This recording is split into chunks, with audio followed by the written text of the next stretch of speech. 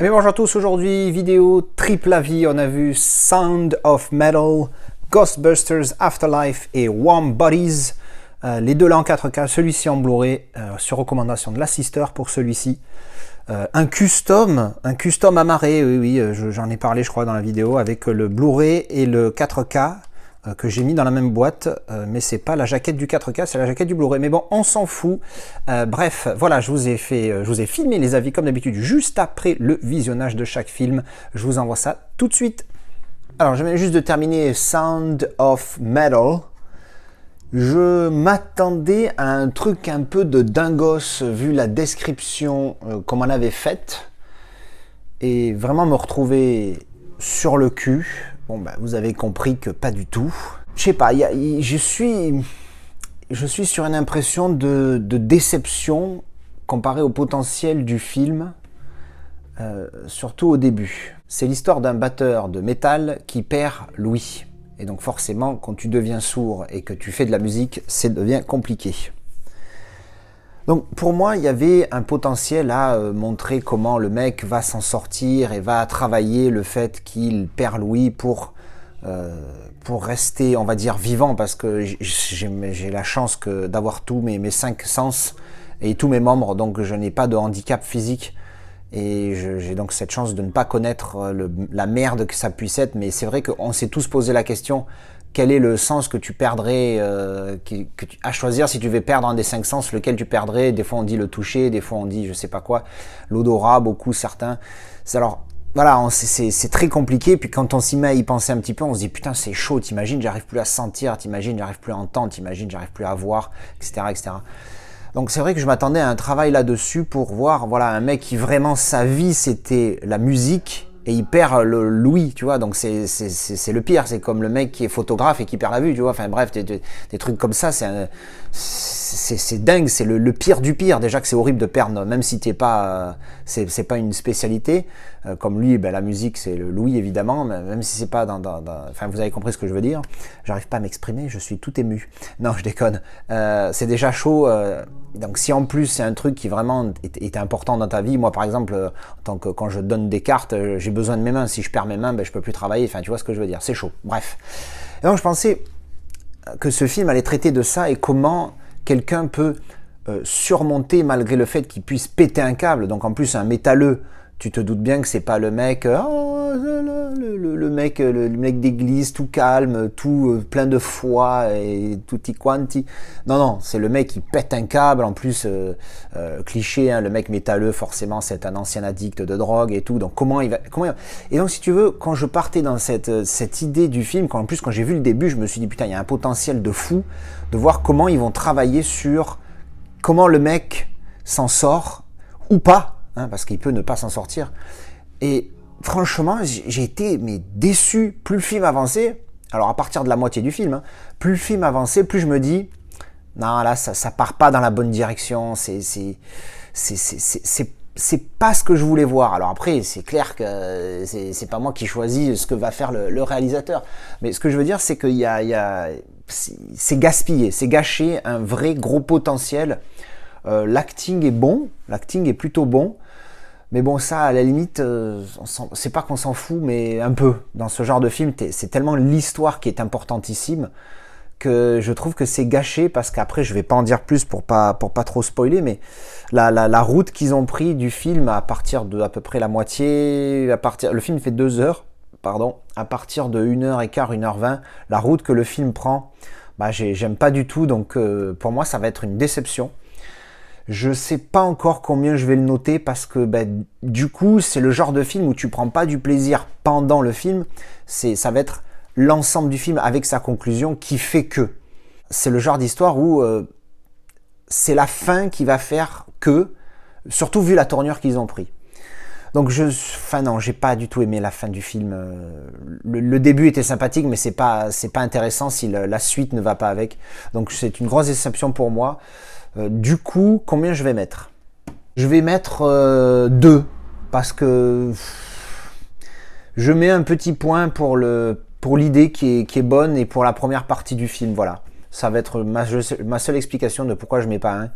Parce qu'au final, c'est un film que je vais revendre instantanément. Je ne l'ai pas trouvé bon, cause de ça. Même si, encore une fois, c'est dommage, la première partie est bien traitée, quand il se retrouve dans cet endroit où il y a le vieux qui s'occupe de lui, ainsi que d'autres personnes, sa technique, tout ça, sa technique, son programme, comme il le dit, pardon, son programme de travail, c'est intéressant tout ça, mais après c'est gâché par la suite du film, donc je suis un peu deg.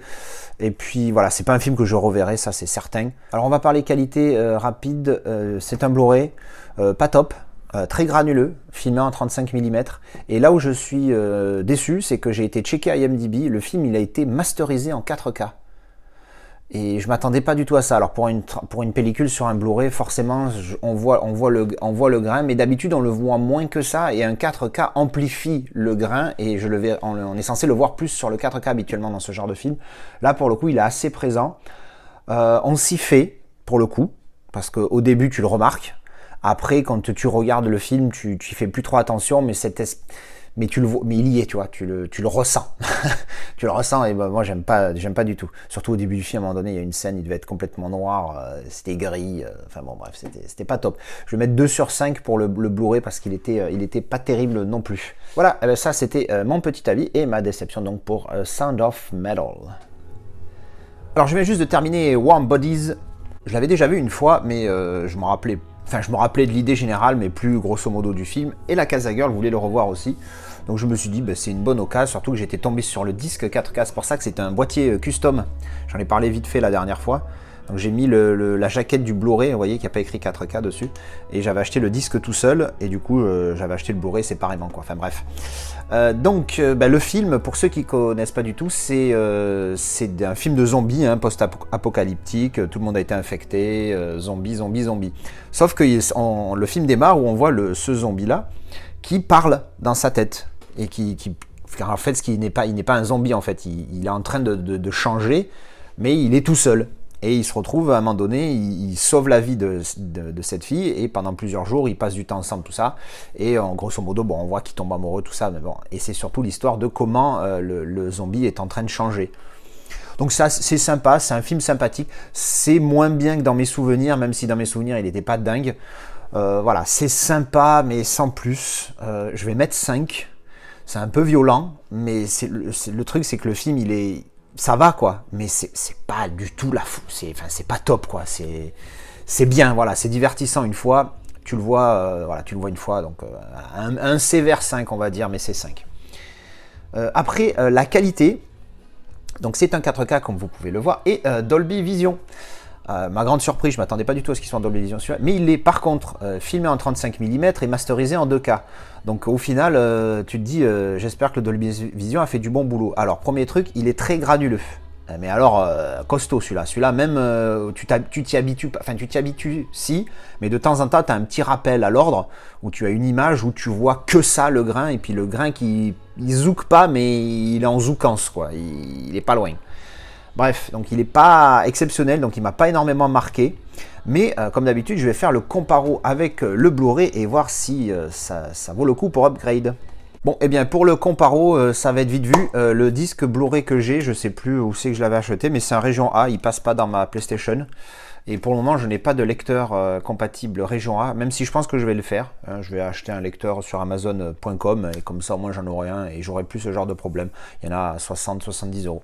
Voilà, écoutez, du coup, j'ai une note pour le 4K, parce qu'encore une fois, il m'a beaucoup déçu. Je vais mettre, encore une fois, ça vient d'un 35 mm et un Digital Intermediate 2K. J'ai pas été choqué par le travail du Dolby Vision comparé à d'habitude, même si ça vient d'un film qui a été filmé sur pellicule. Je vais mettre 2,5 parce qu'il n'est pas dégueulasse, hein. C'est un film 35 mm, donc la pellicule, le grain, pardon, il y est, c'est normal. Donc je vais mettre 2,5 parce que franchement, il aurait pu faire un petit nettoyage parce que des fois il est vraiment dégueulasse. Et le Dolby Vision m'a pas décroché la mâchoire, quoi. Donc pas top ce 4K. Après, ce qui vaut l'upgrade, malheureusement, je peux pas vous dire. Voilà, ça c'était mon avis pour Warm Bodies. Alors je viens juste de terminer Ghostbusters Afterlife. Il m'a bien plu ce petit film, en rendant en même temps hommage aux 2 premiers. Et non, franchement, c'était vraiment pas mal, quoi. Je me suis régalé, c'est peut-être pas le bon mot, mais franchement, il m'a bien plu, je l'ai trouvé bien sympathique. Donc c'est la suite directe. Alors je n'ai pas vu celui avec les filles, là, le Ghostbuster féminin. Il paraît que c'est une saucisse, mais alors voilà. Donc du coup je l'ai pas vu et je pense pas que je le verrai. Mais celui-là, il paraît que c'est la suite directe. Bon, il paraît, je confirme, hein, c'est la suite directe des deux premiers, sachant que les deux premiers, le 2, je l'ai plus apprécié que le premier de mémoire. J'avais pas trop aimé le premier quand je les ai revus il y a quelques années. Mais bon, à refaire, je crois que je les ai en DVD. Donc celui-là, très bien, hein, ça se passe donc 20 ou 30 ans après les... Oui, ça se passe 30 ans après, hein, puisque même presque plus de 30 ans, puisque c'était dans les années 80. Et là, on est en 2021 dans l'histoire du film. Et en gros, c'est la petite fille de Egon, un des 4 Ghostbusters, qui est un petit peu nerdy, un petit peu geek, un petit peu comme son grand-père au final. Et lui, il s'est reclus dans une ferme et en grosso modo, on comprend au milieu du film qu'il a combattu... qu'il a essayé de créer un truc pour combattre les monstres, mais du coup il est mort, il est passé pour un fou pour tout le monde, abandonnant ses enfants, etc. etc. Donc franchement c'est vraiment sympathique, l'histoire elle est pas dingue, mais voilà, ça rend bien hommage aux deux premiers, je trouve, encore une fois, avec Sigourney Weaver. Lol, en fait il y avait un after credit scène. C'est rigolo parce que du coup je vois marqué avec Sigourney Weaver, j'ai dit sous de ma gueule, je l'ai pas vu de tout le film et là boum elle apparaît. Donc bon c'était assez rigolo. Donc c'est pas un spoil, hein, vous la verrez à la fin, c'est une image en plus, c'est vraiment sympathique, c'est un petit passage en plus qui est sympathique. Donc c'est pas mal, j'ai mis 7 sur 10, donc il m'a bien plu. Alors maintenant on va passer à la partie technique parce qu'il y a le 4K dedans, Dolby Vision messieurs dames, il est beau hein. Il est vraiment, vraiment pas mal. J'ai vu filmer en 4,5K Ariro et Dolby Digital Intermediate 4K plus Dolby Vision. C'est vraiment pas mal. Je vais mettre un solide 4 parce qu'il n'est pas en mode de décrochage de mâchoire, mais il est vraiment très bon. Donc c'est un solide 4, voire 4,5 pour ce film-là en 4K. Je vais mettre le Blu-ray dans la PlayStation pour faire les petits comparos et je vous reviens de suite. Alors, le gain du HDR est flagrant, c'est incontestable. Au niveau du piqué, on reste quand même sur du très bon sur le Blu-ray. La différence de piqué ne m'a pas choqué, que ce soit sur l'un ou sur l'autre, elle n'est pas dingue, elle y est, mais elle est vraiment pas énorme. Elle y est quand même, elle y est. Mais c'est pas, voilà, c'est pas un mode de décrochage mâchoire, ah ouais merde, c'est de la saloperie. Par contre, le gain du Dolby Vision, du HDR est clairement visible. Est-ce que ça mériterait un upgrade? Dans le sens où, encore une fois, c'est un film qui vient de sortir et que c'est soit 25 € le 4K, soit 20 € le Blu-ray, je t'ai envie de te dire, tu vas au 4K direct. Après, si tu as moyen de choper quelqu'un qui va vendre le Blu-ray de son combo pour pas cher, je pense que ça suffit. Après, j'avoue que le gain du Blu-ray, du 4K grâce au HDR est quand même significatif. Après, est-ce que c'est un film qui mérite ou pas? Ça, c'est encore une fois, c'est à chacun son goût, c'est vous qui voyez.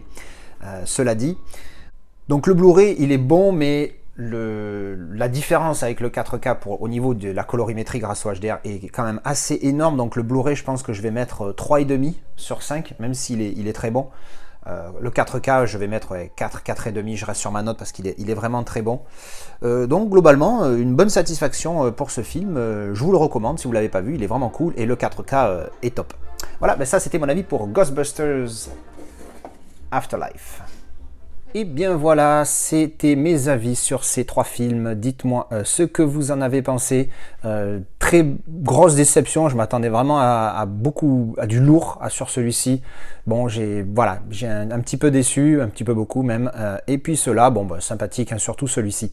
Voilà, dites-moi ce que vous en pensez en commentaire et je vous dis à la prochaine. Allez, tchou!